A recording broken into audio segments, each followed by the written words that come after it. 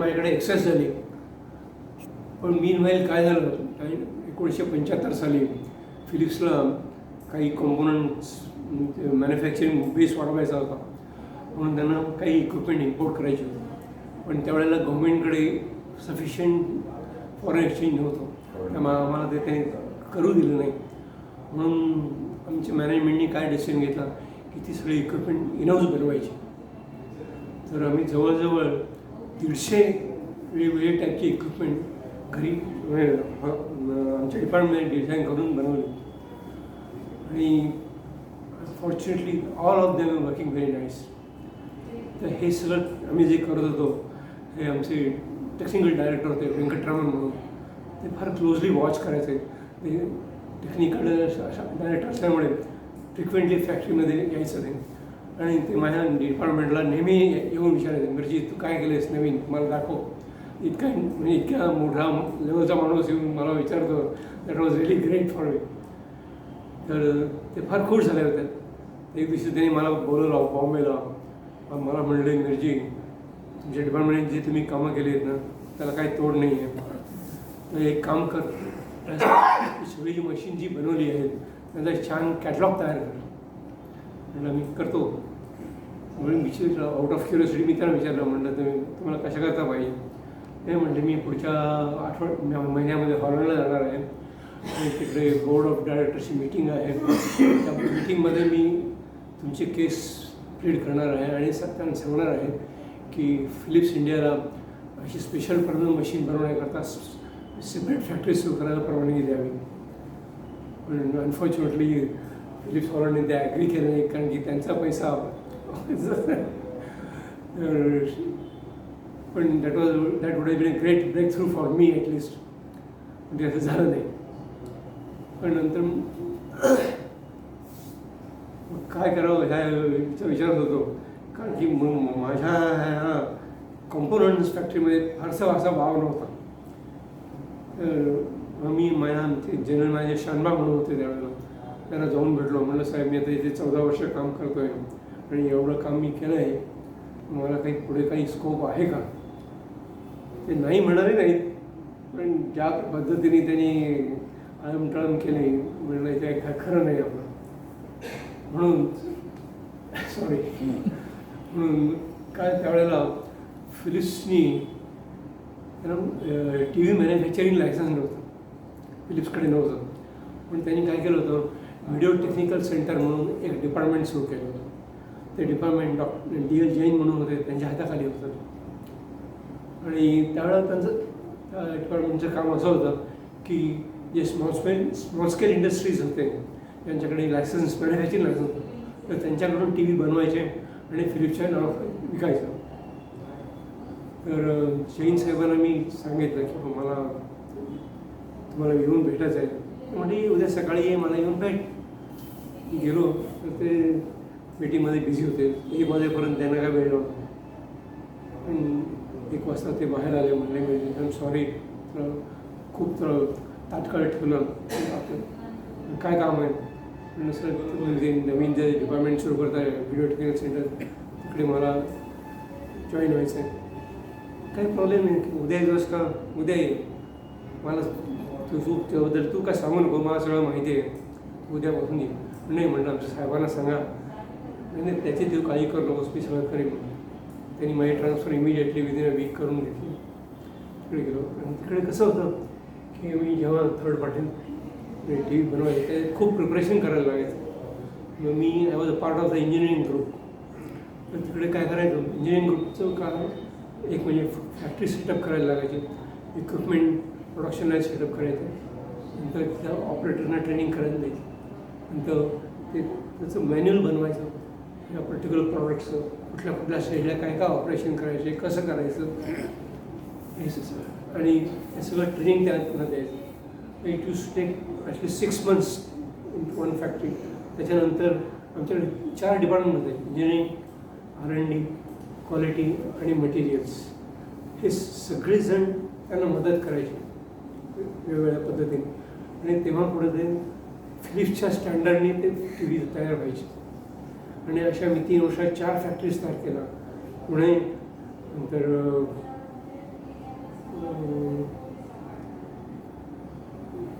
चंदीगड, नोएडा आणि अजून एक आणि चेन्नई हे 4 फॅक्टरी झाल्या आम्ही त्यात केल्या. नंतर काय झालं की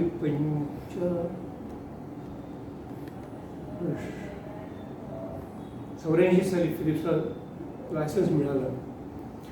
मग फिलिप्सनी लायसन्स मिळालं की that factory should be in Calcutta. तर जैन साहेबांनी मला बोलवलं, म्हणले अशी फॅक्टरी आपण सुरू करतो आहे आणि त्या factory it is your responsibility to start the factory. म्हणून नाही त्यांना 4 महिने मला सिंगापूरला पाठवलं ट्रेनिंग कम. त्यामुळे मला पण बरं वाटलं की काही बऱ्यापैकी प्रमोशन असं नाही, स्कोप बरा आहे आणि ऑफकोर्स प्रमोशन ऑल्सो बनवतं. 2 महिने तिकडे जाऊन आलो मी. मग मला परत बोलवून घेतलं. मला सांगितलं तू कलकत्त्याला जा, मुलांच्याकरता शाळा घर वगैरे बघ. ठीक आहे म्हटलं. मी गेलो तिकडे आणि तिकडे त्यावेळेला दासगुप्ता म्हणून जनरल मॅनेजर होते कलकत्ता फॅक्टरीचे. त्यानंतर जाऊन ते आधी लोणीलाच होते आणि मी त्यांना ओळखत होतो. त्यांना जाऊन भेटलो. नंतर तिकडे गेल्यानंतर मला असं लक्षात आलं की आम्ही 15-20 जण जे 3 वर्ष टी प्रोजेक्टवर काम करत होतो, आपण तिकडे काय पोझिशन होती कलकत्ता फॅक्टरी.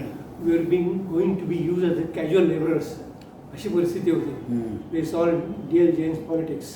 तर मी जेव्हा हे पाहिलं माझं डोकंच फिरलं. मी सरळ राजीनामा दिला आणि आलो परत. त्या दुसरा म्हणजे तुम्ही असं करा राजीनामा दिला. म्हटलं हे काय नाही तुम्ही केलं आहे म्हणजे. आम्ही 3 वर्ष आम्ही शिकवाय लोकांनी काम केलं आहे आणि आम्हाला काही पोझिशन नाही इथे. हे मला नाही चालणार म्हटलं. I cannot tolerate this nonsense. नाही मी तुझ्याकडे खूप चांगलं काही प्लॅन केले म्हणजे मला रायटिंगमध्ये द्यावं. नाही म्हटलं मी पण नाही.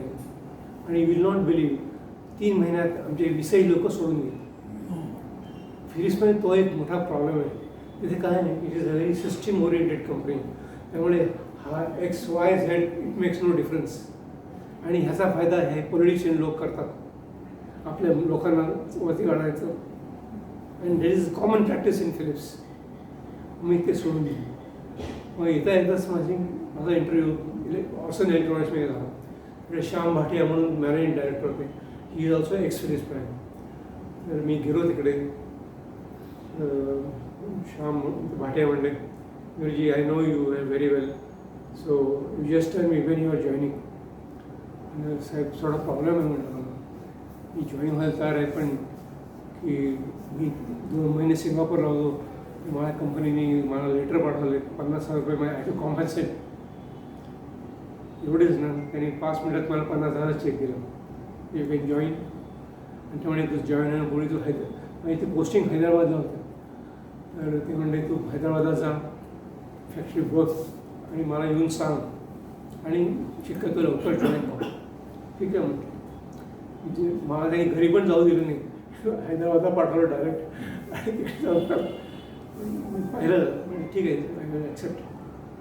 गेलो आणि महिन्याभरात मी जॉईन पण झालो. तिकडे छोटी फॅक्टरी होती. त्यावेळेला काय होतं की प्रत्येक स्टेट त्या स्टेटमध्ये TV मॅन्युफॅक्चर केले की सेल्स टॅक्स एक्झम्पशन मिळायचं. तसं आमचं पण ऑर्सन इलेक्ट्रॉनिक्सचं ते युनिट होतं. तर ते त्याचा भाग आहे. आणि ते युनिट सध्या आहे त्या परिस्थितीत फार वाईट परिस्थिती होती आणि त्याची क्वालिटी वगैरे काही चांगली नव्हती. डायनाराचे दिवस का? डायनारा नाही, ऑर्सन इलेक्ट्रॉनिक्स नाही त्यावेळेला कंपन्या जोरात. तर श्याम भाटेने बॉम्बेमध्ये मीटिंग बोलवली. त्या मीटिंगला सगळे मार्केटिंगचे लोक आले होते, प्लस ऑल फॅक्टरी हेड्स होते. श्याम भाटेने मला सांगितलं मिरजी, राहुल, म्हणजे तिकडे 4 रिजनल हेड्स होते, मार्केटिंग हेड्स. तर साऊथचा जे होता राहुल पागनेस म्हणून, त्यांनी मला सांगितलं की Rahul Pagnis is not happy with you at all. The quality of product from your factory is very bad. मी भाटे साहेबांना सांगितलं, साहेब मी आत्ता आलो आहे, अजून मी बघतोय ती काय परिस्थिती आहे आणि मला थोडं वेळ टाईम द्या आणि time will tell you the difference. आणि माझ्या आणखीन काही रिक्वायरमेंट आहेत. एक म्हणजे तिकडे काही इक्विपमेंट नाही आहेत. काही इक्विपमेंट असल्याशिवाय मला काही क्वालिटी प्रॉडक्ट करता येणार नाही. आणि प्लस मला एक ॲडिशनल मॅनपॉवर लागतो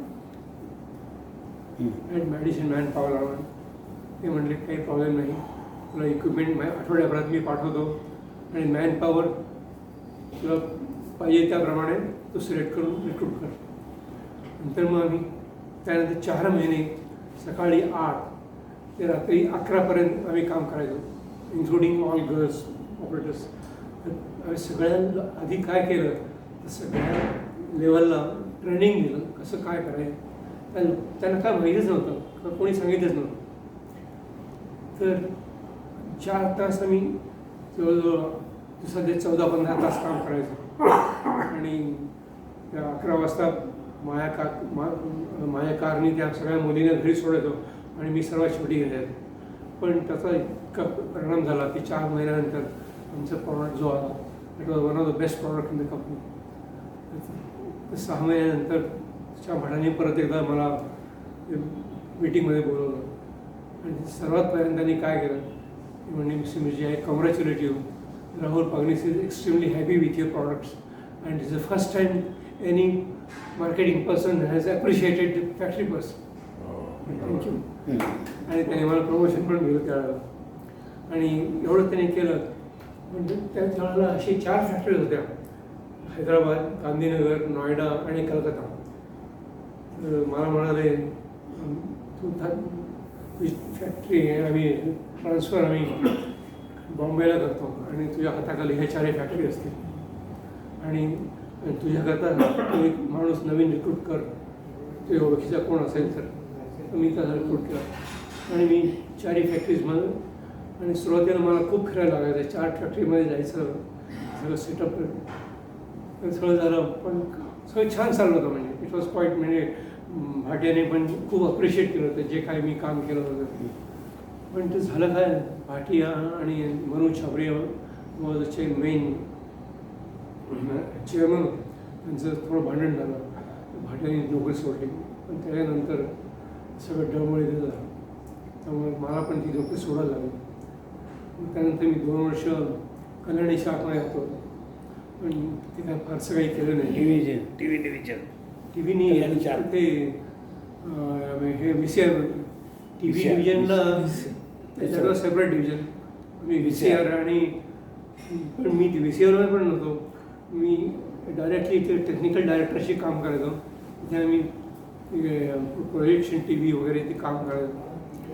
तिकडे फारसं माझं कामाविषयी झालं नाही, फक्त 2 वर्ष होतो तिकडे मी. तर तेवढ्यात BBLची एक ॲडव्हर्टाईजमेंट आली होती, general manager for appliances division. Me apply केला होता. तर 6 महिन्यांनी मला बोलावलं होतं. त्यावेळेला कॅप्टन प्रभला म्हणून होते, x chairman and managing director Bharat electronics, त्यांनी माझा इंटरव्ह्यू घेतला आणि त्यांनी माझं नाव रेकमेंड केलं चेअरमनला की जी seems to be the right candidate, you please see him. चेअरमननी मला परत संध्याकाळी बोलवलं. ते 2 तास माझ्याशी कन्व्हिन्स करत गेले Y I should join BPL. ठीक आहे, ते म्हणले पण मी तुला अप्लायन्सेस देणार नाही, आमची वेगळी फॅक्टरी आहे ऑडिओ फॅक्टरी, त्या फॅक्टरीचा तो इन्चार्ज होतो. म्हणजे ठीक आहे, या position same product doesn't matter for me. तर मी त्यांनी मला आपलं अपॉइंटमेंट लेटर पाठवली. जॉईन पण झालो मी. जॉईन झालं होतं पाहिलं तिकडे फार विचित्र प्रकार होता एकंदरीत. त्या पद्धतीने त्या फॅक्टरीचा कारभार होता. तर 6 महिन्यानंतर मला चेअरमनने मला बोलवलं. म्हटलं अरे मी तू 6 महिने झाले तू इथे आहेस पण काहीच प्रगती नाही आहे तशीच आहे. म्हणलं मी म्हणजे त्याला सांगितलं chairman sir what you are saying perfectly all right. म्हटलं why 6 months if I mean continue for 6 years position is going to remain same. असं म्हटल्यानंतर ते जरा बचकले. म्हटलं काय मी त्याला सहज सांगतो ज्या पद्धतीने फॅक्टरी चालू आहे I am not interested. You have made me incharge of the factory. My word should be last in this factory.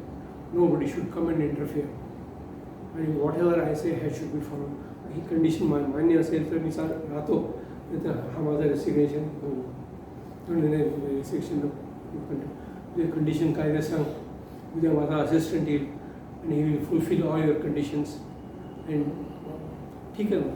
दुसरी आला मग म्हटलं असं असं पाहिजे तो म्हटलं ठीक आहे ऑल ॲग्रीड तरी मला दोन एक्स्ट्रा माणसं पाहिजे ती पण दिली आणि प्लस मला जे काही पाहिजे होतं आणि मुख्य म्हणजे जो मॅनेजिंग डायरेक्टर होता उपर म्हणून काश्मीरी तो येऊन आमच्या फॅक्टरीमध्ये खूप त्रास द्यायचा माझ्याशी बोलायचं नाही तो खाली येऊन लोकांना नुसतं फायर करायचं जायचं मी चेअरमनला सांगितलं म्हटलं you must ban this person to come enter the factory even though he is my managing director but I don't want him to come ते म्हणले yes I will tell him he will not enter the factory तर मग 6 महिने आम्ही आमचा जो core group होता एक प्रोडक्शन होता चंद्रशेखर म्हणून मटेरियल्सचं मोरलीकरण म्हणून होता आणि क्वालिटीला कट्टी म्हणून होता आणि मी आम्ही चौघांनी वी प्रिपेअर्ड ॲक्शन प्लॅन आणि we started acting on it meanwhile मला बॉस म्हटलं अरे सगळी cells team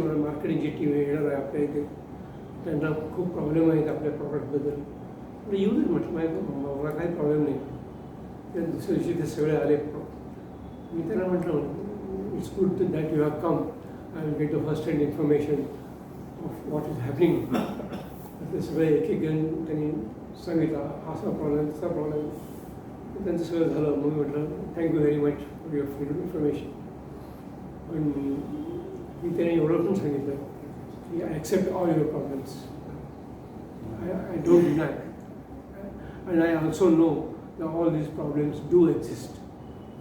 But from my side, I had a core team.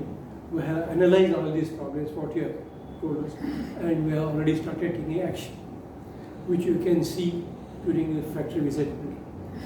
सगळं फॅक्टरी विजिट झाली सगळं झालं नंतर जाताना मार्केटिंगचा हेड जो होता म्हटलं म्हणजे you are the first person to accept the problems. No factory person accepts problems, and so now we feel confident that the factory is in the safe hands. वर्षभरात फॅक्टरी ऑपरेशन खूप बदललं and it turned out to be काय production होतं तिथे production काय होतं audio products audio होतं audio प्रोडक्ट्समध्ये आणि वर्षभरात मी टर्न अराउंड केली अवशे आणि काल आमचे चेअरमन कोणी व्हिजिट केलं की माझ्या फॅक्टरीमध्ये घेऊन यायचे मी त्यांच्या सेक्रेटरीला म्हटलं अरे का असं का करतात साहेब दरवेळेला प्रोडक्शनचा अफेक्ट होतो नाही म्हणजे साहेबांचं संमत आहे your factory is the best among the group that's why he brings him पण ज्या माणसाने मला 6 महिन्यापूर्वी पूर्ण सांगितलं की फॅक्टरी तुझी काही इम्प्रूव्हमेंट झालेली नाही आहे पण he had no guts to call me and tell me that you have done the job I felt very bad. त्याच्यानंतर आमचे सिनियर डायरेक्टर होते त्यांनी एक मीटिंग बोलवली along with the marketing people. त्या ऑडिओच्या 2 फॅक्टरीज होतात एक दोडबळापूर म्हणजे ते मी इन्चार्ज होतो दुसरं पालघाटला होतं पालघाटला शर्मा म्हणून होतं तर त्यांनी सगळं विचारलं मार्केटिंग टीमला what's your opinion about these 2 factories about the products and performance in the field.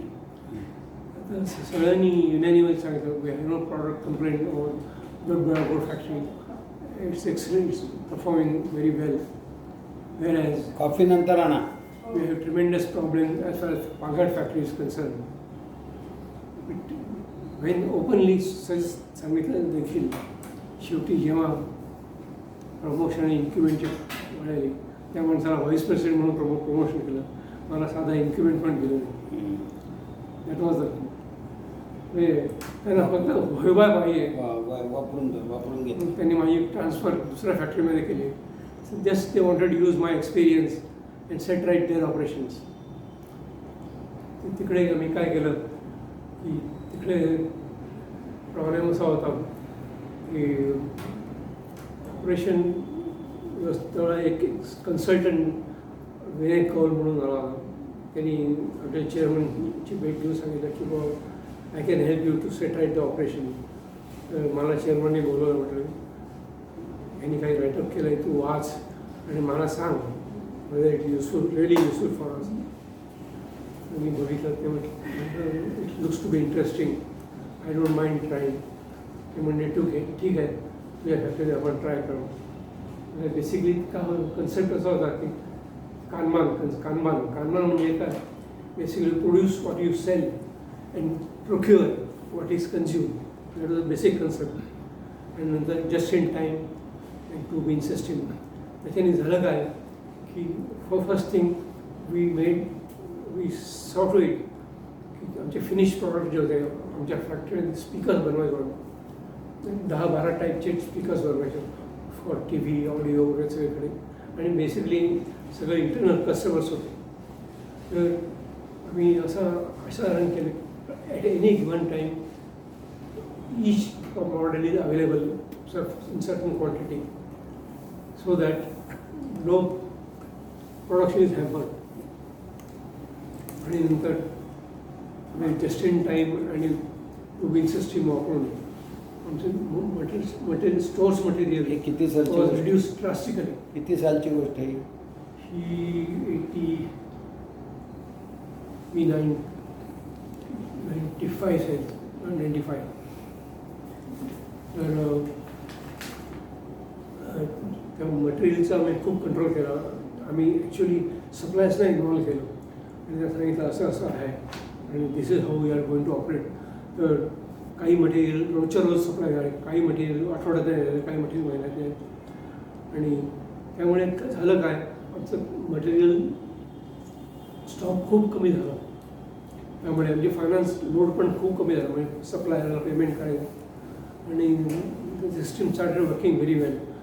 मग मॅनेजमेंटने ठरवलं की हे जे काही पद्धत आहे सगळं DPL ग्रुपमध्ये सगळ्या फॅक्टरीजमध्ये करायचं. मग ते चेअरमननी परत मला बोलवलं. मला म्हणले it is your responsibility to convey this message to all. सगळ्या फॅक्टरीतल्या लोकांना मी बोलवलं आणि आम्ही काय प्रत्यक्षात केलं हे सगळं सांगितलं आणि सगळ्यांना 1 महिनाभर ट्रेनिंग दिलं सॉर्ट. आणि सगळं थ्रू आउट द फॅक्टरी एवढं सगळं झालं. परत माझी बदली दुसऱ्या ठिकाणी. बंगलोरला कधी आला? बंगलोरला कधी आला? काय बेंगलोरला? बेंगलोरच होतो ना मी. हे बेंगलोरचेच आहे. तर काय तेव्हा काय झालं होतं की कलर टी व्हीची डिमांड फार होती तेव्हा. ती न्यूज कपॅसिटी सगळी कलर टी व्ही करायची. आणि त्या मॅनेजमेंटने असं ठरवलं की black and white T V बाहेरून विकत घ्यायचे. तर चेअरमनने मला परत बोलवलं. यू हॅव असं similar experience in Philips, so I would like you to take over this. But tomorrow you have to give presentation to the board of directors for how you are going to manage this operation. No problem, I have no problem. तर मी दुसऱ्या दिवशी 4 तास सगळ्यांना presentation दिलं. हो, I am going to manage this. And they were quite impressed. आणि मला त्यांनी 2 जॉब्स तो जॉब घेतल्यानंतर थर्ड पार्टीकडून करून घ्यायचा म्हणजे it was quite a big job which I had experienced in Philips also. Basically 3 गोष्टी मी केल्या. एक म्हणजे क्वालिटी इम्प्रूव्हमेंट केली, नंतर कॉस्ट कमी केली आणि तिसरी गोष्ट म्हणजे मार्केटिंगच्या लोकांना